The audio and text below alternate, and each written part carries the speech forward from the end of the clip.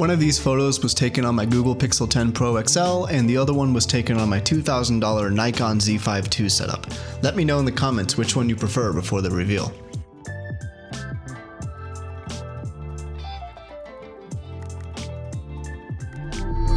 Surprisingly, or maybe not, the Pixel really holds its own here versus the Nikon. The Pixel shows some over-sharpening in areas when you look closely, but overall, this is more than good enough to share with friends or post on social media. Can a phone really compete with a full-frame mirrorless camera in 2026? I'm Alex, this is Twice the Trek, and today we're going to find out. Before we dive into the photo and video analysis, let's go over the specs of each setup. Starting with the Nikon, it's a Z5 II. This is a $1,700 full-frame mirrorless camera. It's got the new Speed 7 processor and 5-axis IBIS, which I've paired with the Nikon NIKKOR 40mm f2 and the Viltrox 20mm f2.8. You can see the price breakdown on the screen.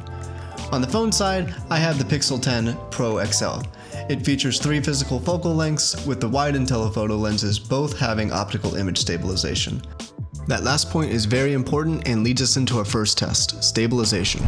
Let's start with the Nikon. This has IBIS, in-body image stabilization, so it physically moves the sensor to compensate for any vibration. Conversely, the Pixel uses optical image stabilization, which moves the lens itself. So let's get moving here and let's just see how these guys do. Should be an interesting test. We'll move around, see how it goes.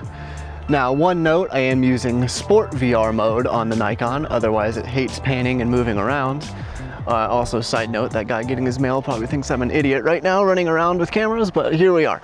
So if we just move around, let's see how these do.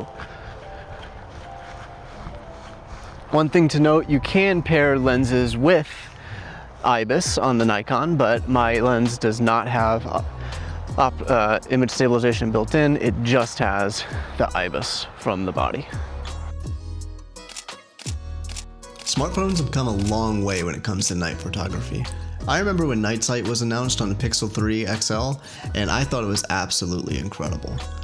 It uses multiple frames and computational bracketing to merge files together for a brighter image.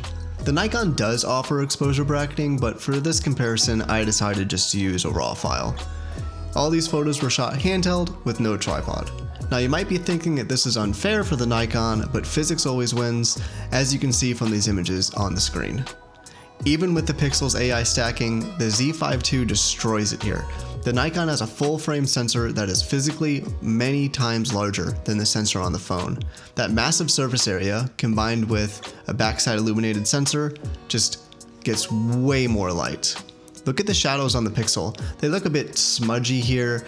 That's the noise reduction software smoothing out the grain. On the Nikon, the shadows are clean, sharp, and retain all of that texture. And maybe more importantly, you can put these RAW files into a program like Lightroom and you can pull up a lot of detail that just would be gone on the Pixel. This is a clear win for the Nikon. Next category is high dynamic range. The Pixel's claim to fame back in 2016 was its HDR+. It had excellent color and preserved both highlights and shadows without any editing work. It took years for other smartphone manufacturers to catch up. I shoot in RAW with my Nikon, which is fundamentally different than the point-and-shoot experience on the Pixel. However, the results speak for themselves. The dynamic range on the mirrorless is insane. You can pull detail out of pitch-black shadows that the phone just crushes into oblivion. Overall, the Pixel wins on convenience, of course, but if you take the time to edit your photos in Lightroom, the Nikon is the clear winner. Both are excellent during the day though, and most people might not even know the difference on a phone screen. Next up, we have depth of field. This is very much a physics versus computation battle here. The Nikon with the 40mm f2 produces creamy, natural bokeh, background blur. The tiny sensor on the phone has to fake this using depth maps and software. This leads to edge artifacts. You can actually see it in the hair here when you look closely. It's not an exact cutout, although the Pixel isn't the best at this. I think iPhones do better, and some other manufacturers also do better in this regard. But you can see the phone struggling to decide what is the foreground and what is the background. Natural bokeh is possible on the phone, as you can see, but it's nowhere near the cinematic quality of the Nikon. The clear winner is the Nikon.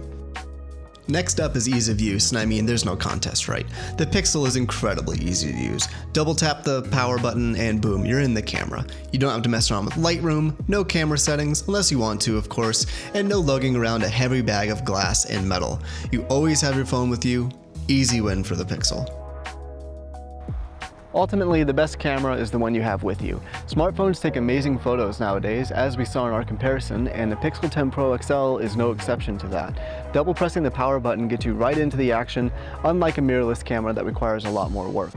However, if you put in that work, you can really get some amazing results that we also saw. All of my photos were edited in Lightroom, I shot them in RAW, and while it did take a lot of work to get them to look like that, it was worth it in the end. Ultimately, photography is an art form. You can use your phone, you can use a real camera, but at the end of the day, just have fun. I'm Alex, this is Twice the Trek, and we'll see you all in the next one.